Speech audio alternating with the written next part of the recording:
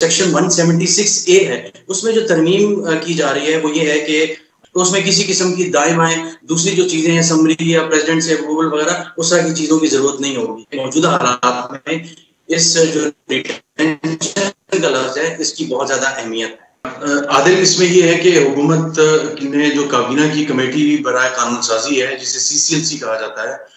اس میں یہ جو ترامیم ہے آرمی ایکٹ کے اندر جو ترامیم ہے 1952 کا جو ایکٹ ہے اس میں ترامیم جو ہے وہ تجویز کی ہیں، اور یہ کابینہ کی ایک سب کمیٹی ہوتی ہے، اس کے بعد جو ہے وہ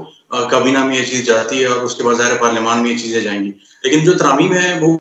کافی اس میں ترامیم ہے آرمی کے حوالے سے، لیکن جو سب سے انٹرسٹنگ ہے موجودہ حالات کو دیکھتے ہوئے وہ آرمی چیف کی ری اپوائنٹمنٹ یا ایکسٹینشن یا اس حوالے سے ہے۔ تو اس میں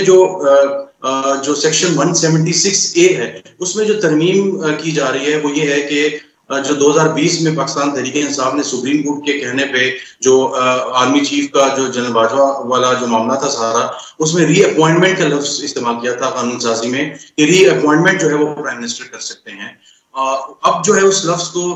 جو مجوزہ ترمیم ہے اس میں جو ری اپوائنٹمنٹ کا لفظ ہے یعنی جو دوبارہ تعیناتی کا لفظ ہے اس کو ریٹینشن سے یعنی برقرار رکھنے سے ریپلیس کیا جا رہا ہے۔ یہ ایک بہت بڑا امپورٹنٹ ہے، اور اگر ہم آرمی ایکٹ کو دیکھیں تو اس حوالے سے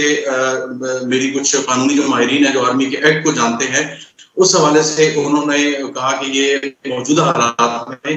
اس جو ریٹینشن کا لفظ ہے اس کی بہت زیادہ اہمیت ہے۔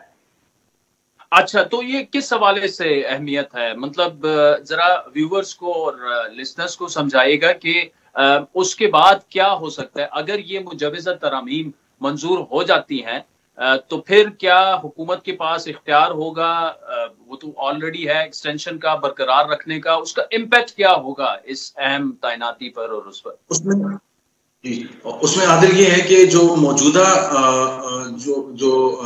قانون سازی اس وقت یعنی جو موجودہ قوانین ہیں اس میں یہ ہوتا ہے کہ ری اپوائنٹمنٹ میں یہ تھا کہ اگر آپ پرائم منسٹر اپنا اختیار استعمال کرتے ہوئے جب ان کو سمری آتی ہے تو باقاعدہ طور پہ وہ سمری کو جو ہے وہ ری اپوائنٹمنٹ کی طرف جاتے ہیں، تو اس میں یہ ہے کہ وہ سارا باقاعدہ پروسیس ہوگا، اس کی صدر منظوری دے گا اور یہ سارا سلسلہ ہوگا۔ لیکن اب ریٹینشن کا لفظ جب اپروو ہو جائے گا باقاعدہ طور پہ پارلیمان سے اور وہ ایکٹ کا حصہ بن جائے گا جو آرمی ایکٹ ہے اس کا، تو اس کے بعد یہ ایک سمپل ایک لائن پرائم منسٹر جو ہے وہ نوٹیفیکیشن پہ لکھیں گے کہ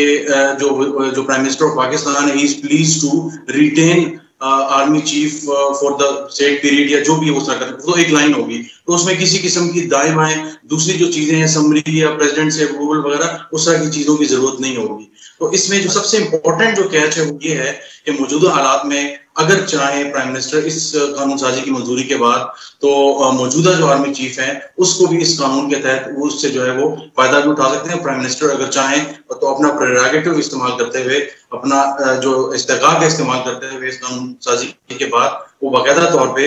ریٹین کر سکتے ہیں جو آؤٹ گوئنگ جو آرمی چیف ہیں۔ اچھا، ابھی کرنٹ سٹیٹس اس کا کیا ہے؟ یہ جو مجوزہ ترامیم ہے کہاں پر معاملہ اس وقت ہے اور اس میں کتنا ٹائم لگ سکتا ہے؟ اگر یہ ترامیم منظور ہوتی ہیں تو اس میں ہفتہ 2 ہفتے بھی لگ سکتے ہیں یا زیادہ ٹائم لگ سکتا ہے؟ اس کی بھی بڑی انٹرسٹنگ بات ہے کہ جو CCLC کا اجلاس ہے وہ 11 تاریخ کو ہونا تھا، لیکن پھر اس کا اجلاس جو ہے وہ ملتوی کر دیا گیا اور 11 تاریخ کا جو مطابق پاکستان آرمی کا جو 1952 کا ایکٹ ہے اس کی جو ہے ایجنڈا آئٹم میں وہ چیز شامل تھی کہ یہ ترامیم ہوگی، لیکن 11 کو اجلاس نہیں ہو سکا۔ جو منسٹر آف فائنانس ہیں اسحاق ڈار صاحب ان کو CCLC کا ممبر بنایا گیا ہے، تو اس چیز کو بھی بڑا جو ہے وہ دیکھا جا رہا ہے معاملے سے کہ ایک سینئر جو کیبنٹ کے ممبر ہیں جو بڑے ٹرسٹڈ ہیں پرائم منسٹر کے اور اس طرح میاں نواز شریف صاحب کے بھی، تو ان کو جو ہے وہ انکلوڈ کیا گیا ہے CCLC میں۔ تو اب جو اگلا اجلاس ہے وہ ظاہر ہے 1 سے 2 دن میں ہو سکتا ہے، 3 دن میں بھی ہو سکتا ہے